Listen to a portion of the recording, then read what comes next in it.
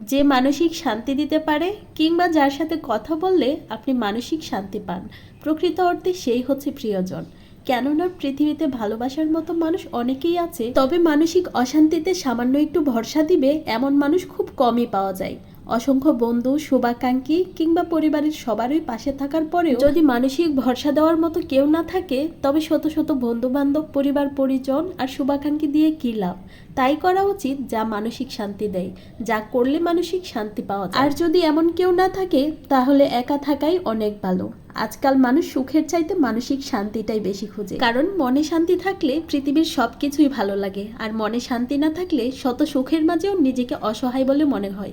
আসসালামু আলাইকুম ভিউয়ার্স, কেমন আছেন সবাই?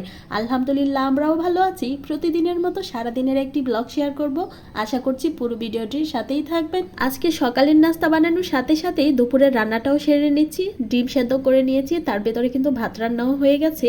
ওয়াসির জন্য আলাদা কোনো তরকারি রান্না করব না, ওর জন্য 2 পিস মাছ ভেজে নিচ্ছি। আর আমাদের জন্য আজকে মাছ রান্না করব না, ডিম রান্না করব। ডিম আগে সেদ্ধ করে নিয়েছিলাম, ফ্রোজেন রুটি ছিল, তাই সকালের নাস্তাটাও কিন্তু ঝটপট করে বানিয়ে নিতে পেরেছি। গতকালকের তরকারি ছিল, সেটা দিয়ে খেয়ে নিয়েছি। এক পাশে ডাটা শাক বসিয়ে দিয়েছি, গতকালকে রাতের বেলা নিয়ে আসছিল। শাকগুলো অনেক সুন্দর ছিল, টাটকা একদম। আমার কাছে তো খুবই ভালো লেগেছে। গ্রামের তুলনায় শহরে কিন্তু এসব টাটকা শাক খুব কমই পাওয়া যায়। যাই হোক, এদিকে কিন্তু সামান্য পরিমাণ হলুদ দিয়ে ডিমগুলোকে ভেজে নিয়েছি। তারপর একই কড়াইয়ে আমি আলুগুলোকেও ভেজে নিচ্ছি। আজকে আলুগুলোকে আগে থেকে সেদ্ধ না করে ছোট টুকরো করে ভেজে নিয়েছি। এখন তরকারিটা রান্না করব। বেশ কিছু পেঁয়াজ কুচি দিয়ে বেরেস্তার মতো করে ভেজে নিয়েছি। তারপর হাফ চামচ রসুন বাটা, হাফ চামচ আদা বাটা, 1 চামচ পেঁয়াজ বাটা দিয়ে তেলের সাথে হালকা একটু ভেজে নিয়েছি, যাতে কাঁচা গন্ধটা না থাকে। তারপর পরিমাণ মতো পানি দিয়ে মশলাগুলো দিয়ে দিয়েছি। মশলা থেকে যখন তেল ছেড়ে আসছে, তখন এর মধ্যে দিয়ে দিয়েছিলাম হাফ চামচের মতো ভাজা জিরার গুঁড়ো। সবকিছু দিয়ে আর একটু কষিয়ে নিয়েছিলাম। তারপর এখানে দিয়ে দিয়েছিলাম টমেটো দিয়ে একটু কষিয়ে নিয়েছি। তারপরে এখানে আগে থেকে ভেজে রাখা ডিম আলু দিয়ে দিয়েছি। এখন সবকিছু একটু ভালোভাবে মিশিয়ে ঝোলের পানিটাও দিয়ে নিয়েছি।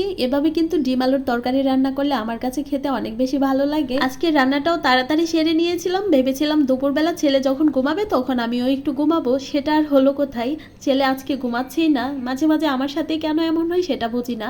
ও ঘুমালে আমার তখন ঘুম আসে না, আর যখন আমি ঘুমাই তখন ওর ঘুম আসে না। ঠান্ডা সর্দি হলে তো এমনিতেই ভালো লাগে না। যাই হোক, কপাল খারাপ, আজকের দিনটা আমার এভাবেই গেল। আশায় অল্প কিছু বাজার দরকার ছিল, সন্ধ্যাবেলায় আসার সময় সেটাও নিয়ে আসছে ওয়াসির বাবা। সারাদিনের সব কাজ সেরে আমার সংসারটা হচ্ছে আমার শান্তির জায়গা। এটা শুধু আমার না, প্রত্যেকটা মেয়েরই। যাই হোক, এখানে তেলটাও বড় বোতল থেকে ছোট বোতলে ঢেলে নিচ্ছিলাম, তবে অনেকটাই পড়ে গেছে নিচে। তারপর এখানে ওয়াসির জন্য একটু ড্রাগন কেটে নিচ্ছিলাম। আমাদের জন্য ফল কেটে নিয়েছি, তবে সে ড্রাগন খাবে, ওর ড্রাগনটাও খুব পছন্দ। আজকের ভিডিওটি এ পর্যন্তই। কেমন হয়েছে কমেন্ট করে জানাবেন। সবাই অনেক বেশি ভালো থাকবেন, আমাদের জন্য দোয়া করবেন। আল্লাহ হাফেজ সবাইকে।